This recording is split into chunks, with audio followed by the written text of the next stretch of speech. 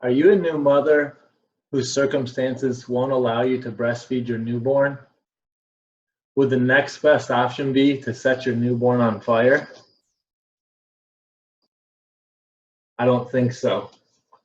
Well, if you're feeding that newborn the #1 pediatrician recommended formula, that may be just what you're doing. I'm Dr. John Bartemus, and I'm putting the pieces together to help you live a life at optimal.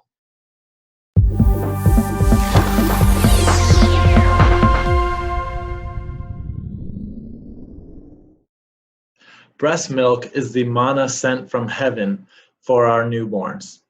Breast milk is the food nature intended for our babies to consume once they were born that leads to optimal health through optimal growth and development. There are circumstances, unfortunately, where mothers cannot breastfeed or the baby won't latch or whatever. And if those circumstances arise, then obviously we need an alternative fuel to feed that baby. Or perhaps you can breastfeed, but you don't produce enough, so you have to supplement the baby with something. Well, modern society has developed formulas to fill that gap. But if we look at the formulas, we see that they're filled with suboptimal nutrients, potential toxins, pro-inflammatory nutrients, or pro-inflammatory ingredients. So we need to look for alternative options to these man-made products. And so the #1 doctor recommended formula for newborns is Enfamil. And if we look at the Enfamil package, they even agree on the package. Experts agree on the many benefits of breast milk, but we know you may need a formula. So if you use a formula, here's the #1 pediatrician recommended formula. So let's dive into what's inside this formula. If you look at the ingredients on this formula, the very first ingredient is corn syrup solids. So we're starting off with corn syrup for the child, and corn syrup is going to be a very, very high sugar content ingredient. And much of the corn in the United States is GMO. This product says it's non-GMO, so we hope that that's true. Corn is also a known gluten cross-reactor, so we need to be wary of that. The second product or ingredient, vegetable oil. Vegetable oil in a combination of palm, coconut, soy, and sunflower oils. Soy oil and sunflower oils are high in omega-6, which may swing the baby's omega-6 to omega-3 ratio towards a pro-inflammatory profile, and inflammation can drive many symptoms. The next ingredient is partially hydrogenated or partially hydrolyzed non-fat milk and whey protein concentrate, again from soy. So soy is estrogenic, and so if we're feeding baby boy newborns lots of soy, that has potential to interfere with normal hormone profiles and maybe drive that boy, feminine. So we want to be careful with introducing tons of soy to these babies. Soy also is a known cross-reactor with gluten. If we dive in further here to the nutrient profile, looking down through the vitamins, the folate is folic acid. Folic acid is the poorest form of folate, and if a child has a MTHFR genetic mutation, folic acid is a double whammy to use folic acid versus a methylated form. So that could lead to issues, or maybe not issues, but suboptimal growth and development. So instead of calling this Enfamil, I would rename this Enfamil. And the light, there we go, Enfamil. So if we're driving our child to be inflamed, inflammation is the fundamental building block to every chronic disease in our society today, whether we're talking about diabetes, heart disease, cancer, autoimmunity, whatever you're talking about. Well, what have we seen over the past couple decades in our children? We're seeing them obese at ages that they shouldn't be obese at because they're not even eating enough to be obese, all right? Or we're seeing them with diabetes, type 2 diabetes, which is supposed to be adult onset diabetes, we're seeing 2-year-olds with type 2 diabetes, 2-year-olds and younger. And so what could be driving this other than the most frequent input into their bodies every day, which is their nutrition or their food?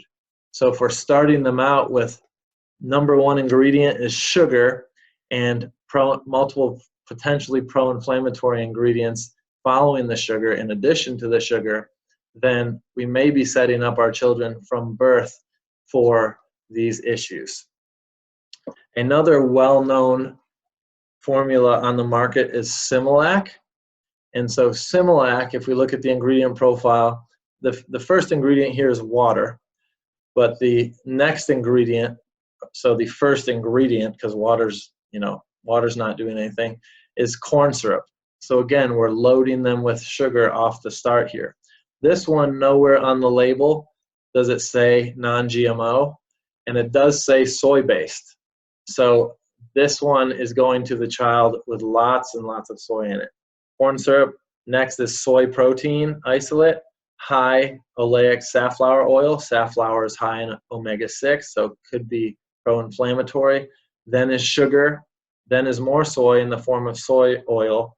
Then some coconut oil, and then modified cornstarch. So if we don't see non-GMO on the package and you see something modified or modified cornstarch, we could probably bet some money that there is GMO corn in this. And so again, starting our children's life off on a GMO product, not the best idea. Okay, this one also uses folic acid. Folic acid is cheap.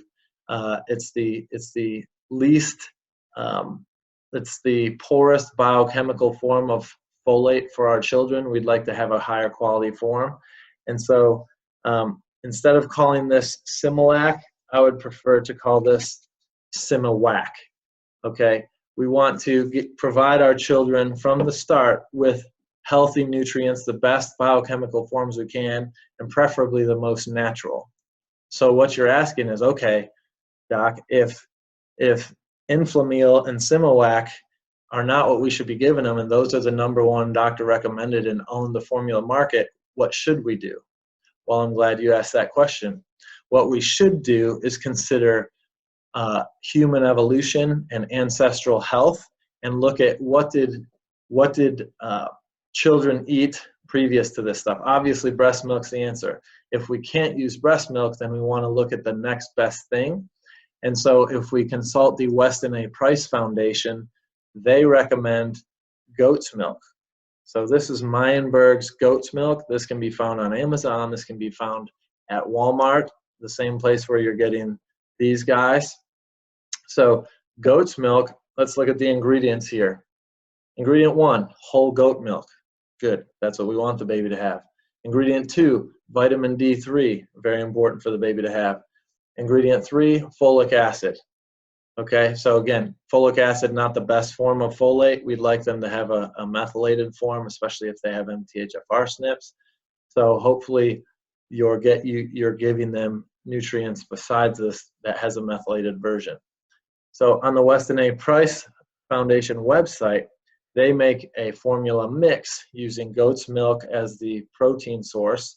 And then there's also blackstrap molasses added, organic blackstrap molasses, which provides carbohydrate source and multiple nutrients in there. And then they also suggest putting in coconut milk as well. So coconut milk is going to provide good fats.